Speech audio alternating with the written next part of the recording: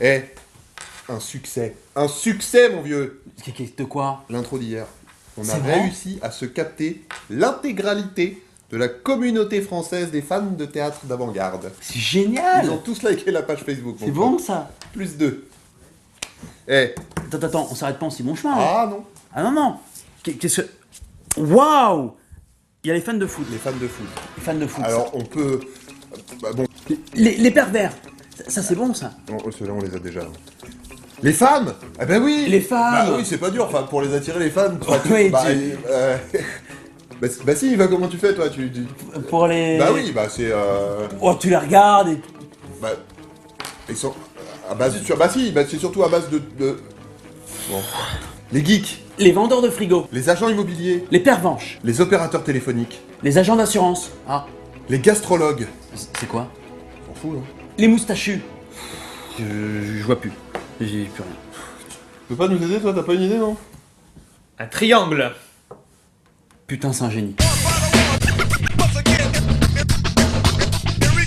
Vous vous demandez bien ce qui s'est passé d'insolite ces dernières 24 heures? Eh bien la réponse tout de suite dans le rewind du 18 ou du 17? J'ai un problème avec les dates en ce moment. Du 17 mars 2011, voilà c'est ça. Et pour commencer ce rewind, publicité, vous le savez peut-être, le mec baraque jaune que nous avons tous connu sur nos Malabar prend sa retraite, soi-disant. Il sera remplacé par un chat super chelou. Il ressemble à un chat sous LSD, dans un mauvais dessin animé pour enfants. Il est dégueulasse ce chat. Alors pour la peine, je vous offre le nouveau spot de pub Malabar avec le chat. C'est chelou.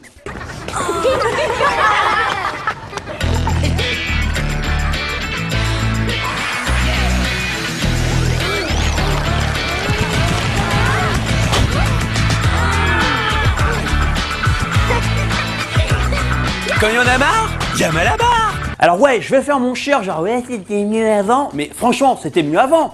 Et là on a le droit à quoi? Hein, un chat tout pourri? Et c'est quoi la prochaine étape? Il y aura plus de blagues dans les carambars?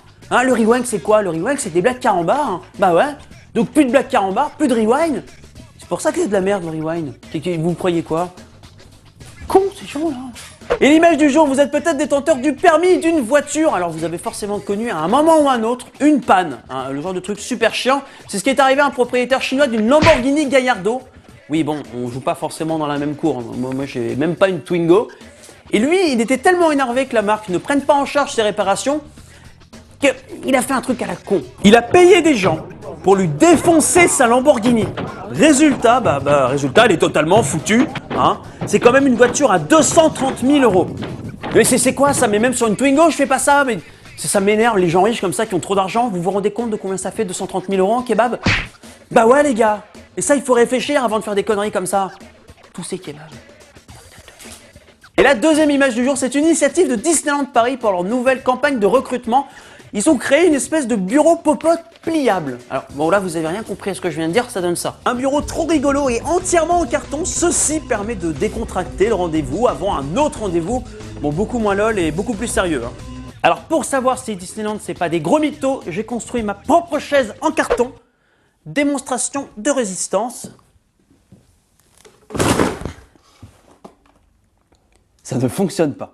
Et avant de se quitter, une news bien insolite, mais j'espère que ça vous arrivera jamais. C'est une maman en Suède qui était tranquillement en train de faire un petit déjeuner à son fils, tranquillou. Sauf que là, elle a fait une découverte mi-drôle, mi-dégueulasse, mi-molette. En effet, elle a retrouvé dans le bol de lait de son enfant un préservatif ouvert. Alors, gros problème qui se pose à nous, comment savoir s'il est usagé? Dans du lait, ça ne se voit pas trop.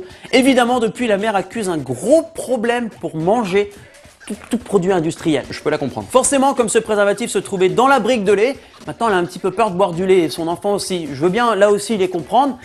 Deuxième problème qui se pose à nous, et ça c'est très important, si son enfant n'est pas forcément encore très grand, il connaît pas vraiment la vie, donc il sait pas ce que c'est un préservatif. Comment lui expliquer? Papa, regarde ce que j'ai trouvé. Ah, mais c'est génial mon petit bonhomme. Ça sert à quoi? Tu te demandes à quoi ça sert? Ça... c'est un... C'est un ballon, hein? Regarde. C'est super, hein? Oh, merci papa. Te balade pas trop dans la rue non plus, hein? Avec, tu vas avoir des soucis. Allez, le rewind c'est déjà terminé pour aujourd'hui, mais avant de se quitter, hier je vous ai présenté le bébé le plus heureux du monde. Eh bien aujourd'hui je vous présente le bébé le plus malheureux du monde, mais à cause du T-Rex dans Toy Story.